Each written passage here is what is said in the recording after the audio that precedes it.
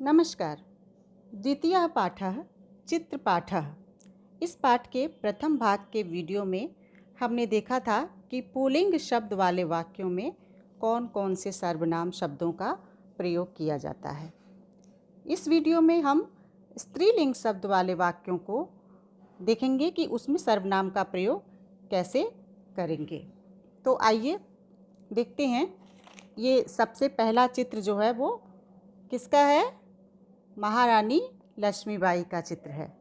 महारानी लक्ष्मीबाई के चित्र से तो सभी परिचित हैं। गद्य पर ध्यान दीजिए। इयं का, इयं महाराज्ञी लक्ष्मीबाई। किमर्थम इयं प्रसिद्धा? इयं लक्ष्मीबाई 1857 तमे वर्षे प्रथम स्वातंत्र्य संग्रामस्य वीरांगना आसीत्। 23 वर्षायु प्राप्ता इयं राजमहिषी आङ्ग्लसाम्राज्यस्य सैन्यबलं प्रतिकर्तुं प्रयत्नवती। रणक्षेत्रे वीरगतिं प्राप्तवती, परञ्च यावज्जीवनम् आङ्ग्लशासकानां झांसीनगरात् अतिक्रमणं नाङ्गीकृतवती। अब इसका अनुवाद देखिए।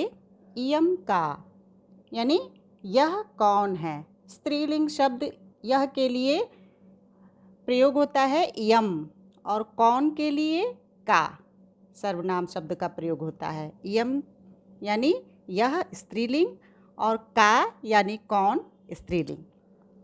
ठीक है। इयं महाराज्ञी लक्ष्मीबाई, यह महारानी लक्ष्मीबाई हैं।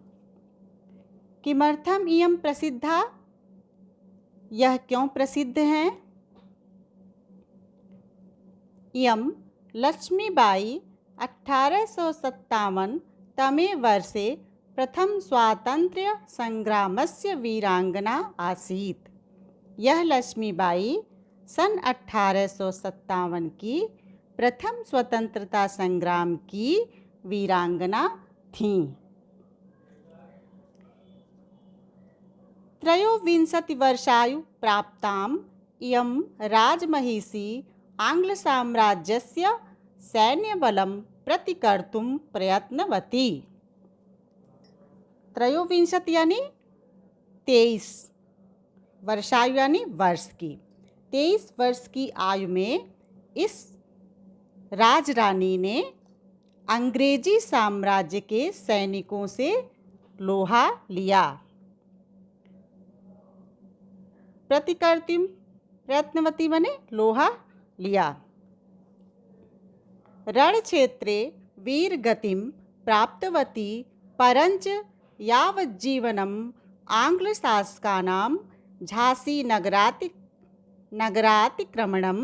नाङ्गीकृतवती। रण क्षेत्र में वीर गति प्राप्त की, परंच यानी परंतु, जब तक जीवन रहा। यावत जीवनम माने जब तक जीवन रहा। अंग्रेज शासकों का झांसी नगर पर अतिक्रमण स्वीकार नहीं किया। ना अंगीकृतवती, इसका अर्थ हुआ ना अंगीकृतवती यानी स्वीकार नहीं किया, अंगीकृत नहीं किया। अब कुछ शब्दों के अर्थ देखिए। इयं यानी यह स्त्रीलिंग, का यानी कौन स्त्रीलिंग, 23 यानी 23, राजमहिषी यानी राजरानी, आंग्ल शासका नाम यानी अंग्रेज शासकों का। अब ये दूसरा चित्र देखिए। ये है सरोजनी नायडू का चित्र, और इसके गद्य को पढ़ते हैं अब। इयं का, इयं भारत कोकिला श्रीमती सरोजनी नायडू महाशया। कथम इयं भारत कोकिला? इयं विदुषी कवयित्री सुमधुरभाषिणी च आसीत्। इयं स्वतंत्र भारते उत्तर प्रदेशस्य प्रथमं राज्यपाल पदम अभूषयत्। अब इसका अनुवाद देखते हैं। यहाँ भी इयम का मतलब यह कौन है, स्त्रीलिंग। इयम यह के लिए सर्वनाम शब्द का इयम का प्रयोग हुआ है और कौन के लिए का प्रयोग हुआ है। इसके बाद इयम भारत कोकिला श्रीमती सरोजनी नायडू महाशया। यह भारत कोकिला श्रीमती सरोजनी नायडू महोदया हैं। महाशया यानी महोदया। कथम इयम भारत कोकिला, यह भारत कोकिला किस प्रकार से हैं। इयम विदुषी कवयत्री सुमधुर भाषणी च आसीत्। यह विदुषी यानी जब कोई महिला विद्वान होती है तो उसको कहा जाता है, बहुत बुद्धिमती होती है तो उसको कहते हैं विदुषी। तो यहाँ पे विदुषी जो सर्वनाम शब्द है वो बहुत विद्वान महिला के लिए प्रयोग किया जाता है। तो यह विदुषी कविता करने वाली और मधुर बोलने वाली थी। सुमधुर भाषिणी यानी मधुर बोलने वाली थी। इयं स्वतंत्र भारते उत्तर प्रदेशस्य प्रथमं राज्यपाल पदम अभूषयत्। इन्होंने स्वतंत्र भारत में उत्तर प्रदेश के प्रथम राज्यपाल पद को शोभित किया था। उत्तर प्रदेश हमारा राज्य है ना, उत्तर प्रदेश की प्रथम राज्यपाल थी ये। तो वही लिखा है कि इन्होंने स्वतंत्र भारत में उत्तर प्रदेश के प्रथम राज्यपाल पद को शोभित किया। अब कुछ और शब्दों के अर्थ देख लेते हैं। कवयत्री यानी कविता करने वाली, सुमधुर भाषिणी यानी मधुर बोलने वाली, विदुषी यानी बुद्धिमान स्त्री, अभूषयत माने शोभित किया।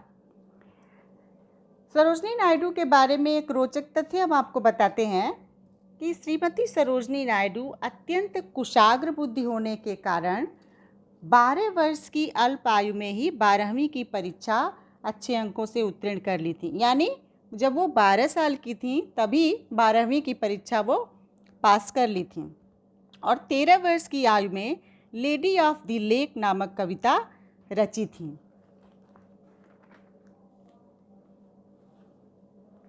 अगला चित्र देखिए, ये श्रीमती इंदिरा गांधी का चित्र है। इनसे भी आप सब परिचित ही हैं। ये गद्य देखते हैं।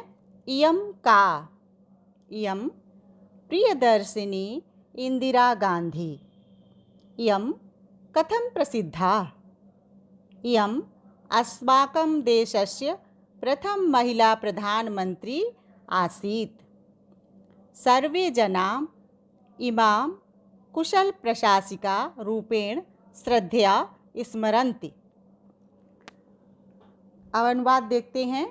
इयम का यानी यह कौन है। इयम प्रियदर्शिनी इंदिरा गांधी, यह प्रियदर्शिनी इंदिरा गांधी हैं। इंदिरा गांधी का उपनाम था प्रियदर्शिनी। समझे, जैसे आप लोगों का होता है ना, घर का नाम होता है बबली, बंटी, कोई भी ऐसे नाम रखते हैं लोग ना, तो वैसे इनका नाम प्रियदर्शिनी था। यम कथम प्रसिद्धा, यह किस प्रकार से प्रसिद्ध हैं। यम अस्माकं देशस्य प्रथम महिला प्रधानमंत्री आसीत्, यह हमारे देश की प्रथम महिला प्रधानमंत्री थी। सर्वे जनाः इमां कुशल प्रशासिका रूपेण श्रद्धया स्मरन्ति, सभी लोग इन्हें कुशल प्रशासिका के रूप में श्रद्धा से याद करते हैं। अब इमाम माने इन्हें, ये भी एक सर्वनाम शब्द है इन्हें, और इसकी संस्कृत है इमाम।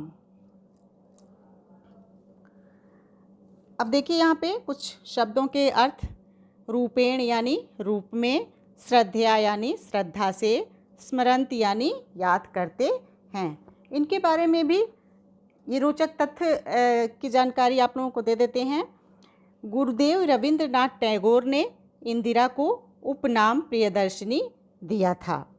जब इंदिरा 12 वर्ष की थीं तब उन्होंने अपनी एक वानर सेना बनाई थी। अगला चित्र देखिए, ये डॉक्टर एनी बेसेंट हैं। इनसे संबंधित अब गद्य को देखते हैं। आप लोग ध्यान से देखिए, फिर इसी प्रकार पढ़ने का कोशिश करिएगा। इयं भारतानुरागिणी परम विदुषी डॉक्टर एनी बेसेंट महोदया। अस्याः का विशेषता? इयं जन्मना आङ्ग्लदेशीया। इयं हिन्दूविश्वविद्यालयस्य निर्माणाय प्रभूतं धनं विस्तृतं भूखण्डं च अददात्। अस्याः भाषणेषु रचनासु च संस्कृतवाङ्मयस्य संस्कृतभाषायाः च गौरवं प्रकाशितम् अस्ति। इयं देशस्य स्वतन्त्रतायै महत्वपूर्णं योगदानम् अकरोत्। इसका अनुवाद देखते हैं। इयं का यानी यह कौन है। इयं भारतानुरागिणी परम विदुषी डॉक्टर एनी बेसेंट महोदया। यह भारत से प्रेम करने वाली, भारतानुरागिणी माने भारत से प्रेम करने वाली, परम विदुषी डॉक्टर एनी बेसेंट महोदया हैं। अस्याः का विशेषता, इनकी क्या विशेषता है। अब इनकी सर्वनाम शब्द के लिए प्रयोग किया गया है संस्कृत में अस्याः। अस्याः ये स्त्रीलिंग के लिए अस्याः यानी इनकी। इनकी क्या विशेषता है। इयं जन्मना आङ्ग्लदेशीया। यह जन्म से अंग्रेजों के देश की हैं। इयं हिंदू विश्वविद्यालयस्य निर्माणाय प्रभूतं धनं विस्तृतं भूखण्डं च अददात्। इन्होंने हिंदू विश्वविद्यालय के निर्माण के लिए बहुत अधिक धन तथा विशाल भूखंड दान में दिया था। अददात माने दिया था। अस्याः भाषणेषु रचनासु च संस्कृतवाङ्मयस्य संस्कृतभाषायां च गौरवं प्रकाशितम् अस्ति।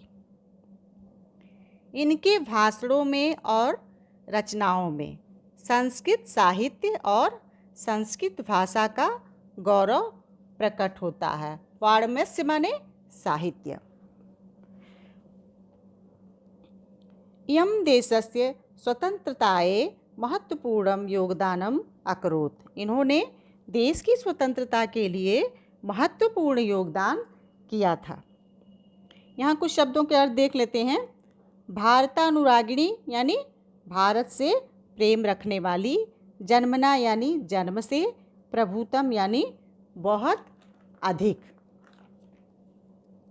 अब अगले वीडियो में हम नपुंसक लिंग वाक्यों में किस प्रकार से सर्वनाम का प्रयोग करते हैं यह देखेंगे। धन्यवाद।